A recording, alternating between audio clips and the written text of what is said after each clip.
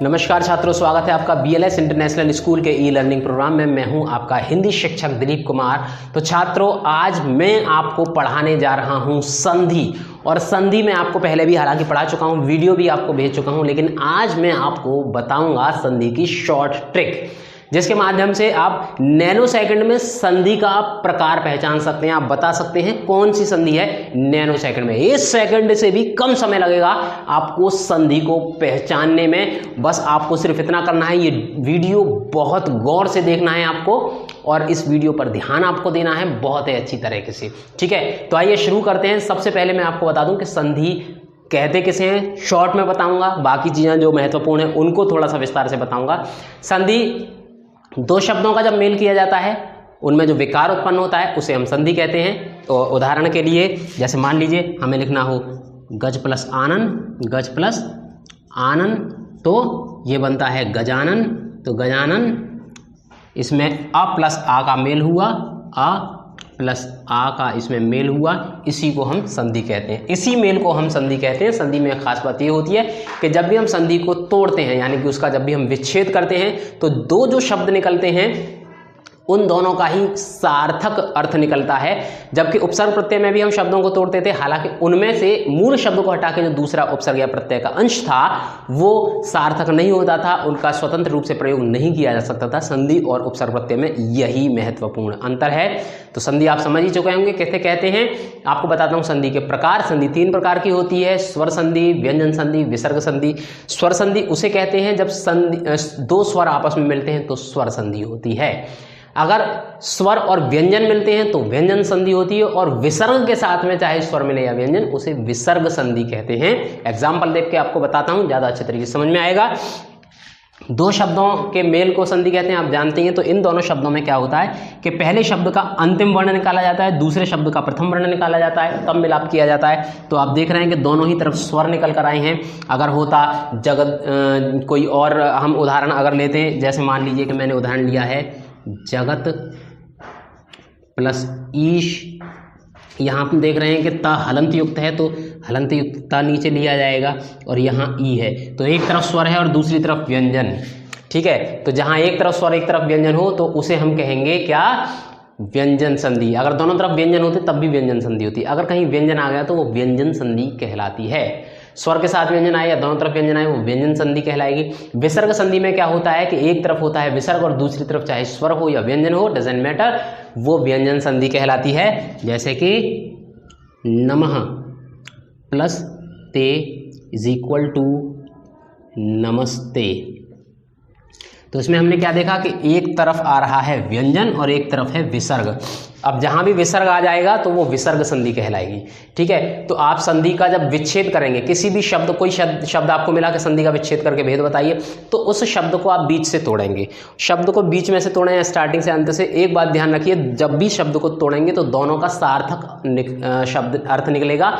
अगर अर्थ नहीं निकल रहा है तो समझिए कि आपने कोई ना कोई गलती की है। अगर दोनों के अर्थ निकल रहे हैं, सही अर्थ निकल रहे हैं, तो आप संधि सही कर रहे हैं, ये समझिएगा। फिर आप उसको ये देखिएगा कि वो व्यंजन संधि के अंतर्गत आ रही है या विसर्ग संधि के अंतर्गत आ रही है।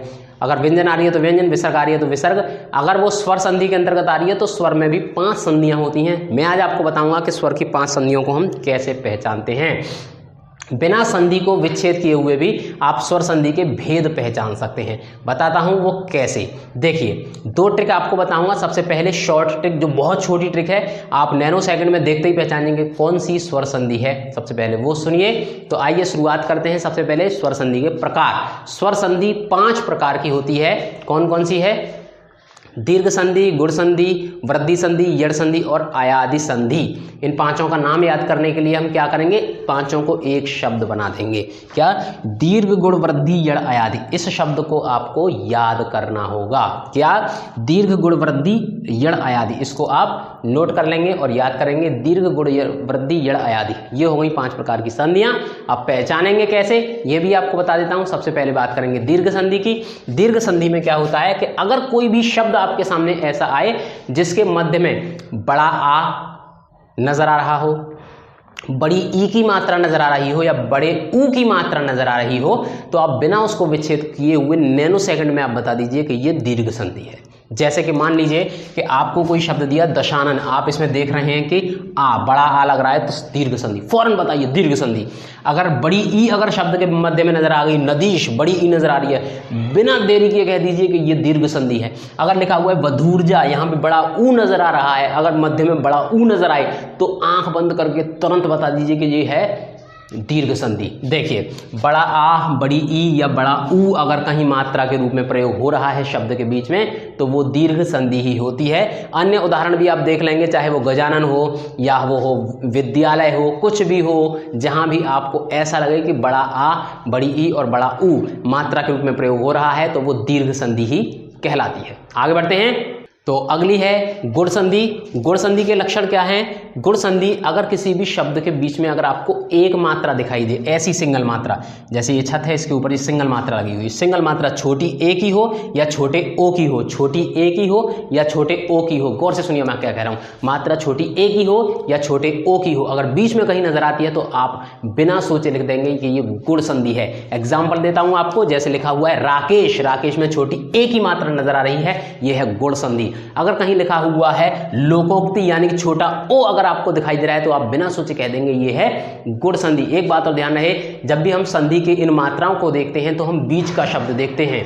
अगर वो शब्द बीच का अक्षर देखते हैं, अगर वो शब्द 4 अक्षरों का है तो हम क्या करेंगे, दूसरा या तीसरा अक्षर देखेंगे। अगर वो शब्द 3 अक्षरों का है तो हम बीच वाला अक्षर देखेंगे। हमने इसमें देखा दूसरा लोकोक्ति, ठीक है, तो ये है छोटा ओ, तो ये हो गया क्या, ये हो गया गुण संधि। गुण संधि का एक लक्षण और है, अगर किसी शब्द के मध्य में आपको ऋषि दिखाई दे, षटकोण वाला श होगा, उस पर रा उड़ रहा होगा और ऋषि के रूप में वो लिख रहा होगा, जैसे कि महर्षि, तो ऋषि अगर कहीं पर है तो वो भी गुण संधि के अंतर्गत आता है। मैंने यहाँ पर लिख भी रखा है ऋषि। अगर कहीं ये ऋषि अगर आपको दिखाई दे जाए किसी शब्द के मध्य में तो वो भी गुण संधि कहलाती है। छोटा ए हो, छोटा ओ हो या फिर ऋषि हो, गुण संधि होती है। चाहे वो देवर्षि हो, महर्षि हो, कुछ भी हो, देवर्षि, महर्षि, राजर्षि, सप्तऋषि, वो गुण संधि होगी। राकेश, महेश, दिनेश, नरेश, नरेंद्र, देवेंद्र, सुरेंद्र, ये सारा का सारा ये गुण संधि के अंतर्गत आते हैं शब्द। आगे बढ़ते हैं। अगली है संधि वृद्धि संधि। वृद्धि संधि में क्या होता है, बड़ी ए और बड़ा ओ। गौर से सुनिए मैं क्या कह रहा हूं, बड़ी ए और बड़ा ओ, यानी यहां सिंगल मात्राओं की बात कर रहा था मैं, यहां डबल मात्राओं की बात कर रहा हूं। यहां जब भी आपको किसी शब्द के मध्य में 2 मात्राएं एक साथ दिख जाएं, बड़ी ए या बड़ा ओ, तो वो समझ लीजिए कि वो है वृद्धि संधि। उदाहरण देखकर आपको बताता हूं। देखिए ये लिखा हुआ है लोकेशण। लोकेशण के यहाँ आप देख रहे हैं कि का के ऊपर बड़ी आय की मात्रा है, 2 मात्राएं लग रही हैं, ये है वृद्धि संधि। अगर लिखा हुआ है यहाँ वनौषध, वनौषध में हम देख रहे हैं कि ना के ऊपर 2 मात्राएं लगी हुई हैं, ये भी है वृद्धि संधि। जहां भी 2 मात्राएं हों जिसे हम कहते हैं बड़ी आय और बड़ा औ, गौर से सुनिए मैं क्या कह रहा हूं, बड़ी आय या बड़ा औ, तो वो होती है वृद्धि संधि। बिना सोचे तुरंत टिक लगा दीजिए वृद्धि संधि पर, निश्चित रूप से आपका उत्तर बिल्कुल सही होगा। आगे बढ़ते हैं। अगली संधि है हमारी यड़ संधि। यड़ संधि का बड़ा ही आसान लक्षण है। यड़ का है आसान लक्षण, इसमें अगर या और वा से पूर्व अगर आधा अक्षर हो जाए तो वो हो जाती है यड़ संधि। देखिए या और वा से पूर्व अगर कोई भी आधा अक्षर आ जाए तो वो यड़ संधि कहलाती है। एग्जाम्पल लेंगे, जैसे कि मैंने लिखा यहाँ पर अत्याचार, यहाँ य से पहले आधा अक्षर मिल रहा है, ये है यड़ संधि, ठीक है। दूसरा देखते हैं अन्वय। अन्वय में व से पहले आधा अक्षर आ रहा है, आधा ना, तो ये भी हो गई यड़ संधि। अब चाहे वो कोई भी शब्द हो, अगर या और व से पहले आधा अक्षर आ रहा है तो वो यड़ संधि कहलाएगी। यड़ संधि का एक लक्षण और है, अगर त्र त्रिशूल कहीं पर आ गया, त्र त्रिशूल किसी भी शब्द के बीच में अगर त्र त्रिशूल आ रहा है तो वो भी यड़ संधि के अंतर्गत आता है। मैंने देखिए यहाँ पर लिख भी रखा है त्र, ठीक है। जैसे कि मात्रोपदेश, पित्रोपदेश, मात्राज्ञा, पित्राज्ञा, जहां भी बीच में त्र आ जाए तो वो समझ लीजिए यड़ संधि है, ठीक है। कोई इसमें कंफ्यूज नहीं होना है, त्र बीच में आ जाए तो यड़ संधि है, अगर या और व से पहले कोई भी आधा अक्षर आ जाए तो वो भी यड़ संधि होती है। अगली और अंतिम संधि की ओर बढ़ते हैं, जो कि है अयादि संधि। अयादि संधि में क्या होता है, अयादि संधि में भी या और व का प्रयोग होता है। या और व से पूर्व अगर पूरा अक्षर आ रहा हो, पूरा अक्षर से मतलब है अगर या व से पूर्व कोई भी स्वर आ जाए तो वो अयादि संधि कहलाती है। एग्जाम्पल देखें, देखिए पवन, पवन से पहले स्वर आ रहा है क्योंकि प के साथ में स्वर जुड़ा हुआ है, प प्लस अ, तभी तो प बनता है। पवन, इसमें प के साथ में अ जुड़ा हुआ है तो ये हो गया अयादि संधि। नयन, इसमें य से पहले पूरा अक्षर है, देखिए यहाँ पर व से पहले पूरा अक्षर है, यहाँ य से पहले पूरा अक्षर है, तो ये है अयादि संधि। अगर व और या से पहले अगर पूरा अक्षर हो, या हम ये कहें दूसरी भाषा में कि अगर कोई स्वर आ रहा हो, तो वो अयादि संधि होती है। आप अपनी बुक के अंदर सारी की सारी पांचों स्वर संधियों के एग्जाम्पल देखेंगे और एग्जाम्पल से इन सूत्रों का मिलान करेंगे, तो आपको बहुत जल्दी पता चल जाएगा कि ये सूत्र सारे के सारे सटीक हैं। आप जांचिएगा जरूर और फिर कुछ प्रश्नों के उत्तर लेने की कोशिश कीजिएगा। जैसे कि मान लीजिए अगर मैं आपसे पूछूं कि अगर कोई शब्द है महेश, कौन सी संधि है? सिंगल, ए मात्रा, कौन सी है? गुण संधि। इतनी जल्दी आपको बताना होगा। अगर मैं कहूं महौषध, महौषध में कौन सी संधि है? दो मात्राएं आ रही है, कौन सी है? वृद्धि संधि है। इस प्रकार तेजी से आपको उत्तर देने होंगे। आप आपस में, दो छात्र आपस में भी पूछ सकते हैं, अपने पेरेंट्स से भी कह सकते हैं, वो आपसे संधि पूछें स्वर संधि के विषय में। आप खुद देखेंगे कि आप नैनो सेकंड में उत्तर दे पा रहे हैं। ये जो फॉर्मूला है बेटा, ये फॉर्मूला 95% शब्दों पर बिल्कुल सटीक होता है। 5% शब्द ऐसे होते हैं जो कि थोड़े कठिन होते हैं, जिनमें ऐसा लगता है हमें कि दो संधियों के लक्षण मिल रहे हैं।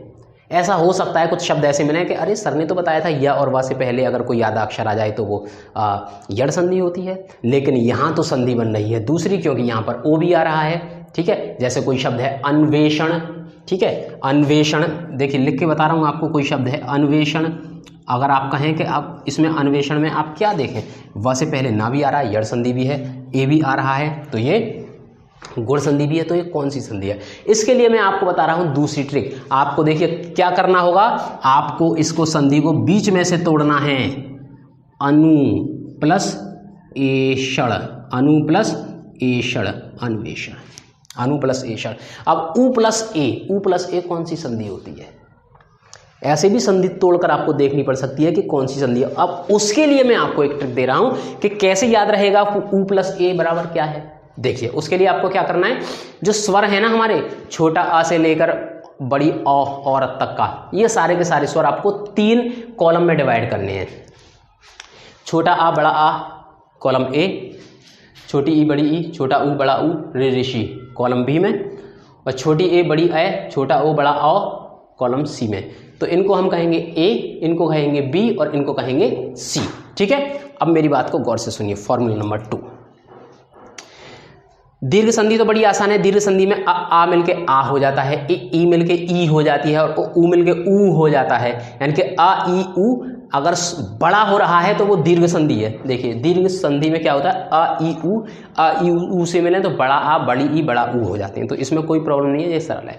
दिक्कत आती है बाकी की 4 स्वर संधियों में। देखिए गुण संधि का सूत्र क्या है, ए प्लस बी बराबर गुण संधि, ए प्लस बी बराबर गुण संधि। वो कैसे, ए प्लस बी, अगर ए कॉलम के स्वर बी कॉलम से मिलेंगे तो गुण संधि होगी। देखिए महा प्लस इंद्र, आ प्लस ई, आ प्लस ई हो गई गुण संधि। महेंद्र, आ प्लस ई जब भी मिलेंगे ए मिलेंगे ए। ठीक है, गुण संधि का लक्षण क्या है, ए होता है गुण संधि में, बताया था ना इस वाले फॉर्मूला में। गुण संधि में ए होता है हमेशा, ए या ओ। तो आ ई बराबर क्या होता है, आ ई बराबर ए होता है, और आ ऊ बराबर ओ होता है। ठीक है, और आर री बराबर अर होता है। ठीक है, दूसरा सूत्र वृद्धि संधि। वृद्धि संधि में क्या होता है, ए प्लस सी, ए प्लस सी, यानी कि आ अगर ए ऐसे मिलेंगे तो बनेंगे ए, और आ अगर ओ आओ से मिलेंगे तो क्या बनेंगे, आओ। ठीक है, देखिए सदा प्लस एव, आ प्लस ए, आ प्लस ए क्या हो गया, आओ। बताया था ना वृद्धि संधि में ए और आओ होते हैं। ठीक है, तो ए प्लस सी क्या हो गया, ये हो गया वृद्धि संधि। अगला क्या है, अगला है यड़ संधि। बी प्लस भिन्न प्रकार के स्वर, बी प्लस भिन्न प्रकार के स्वर।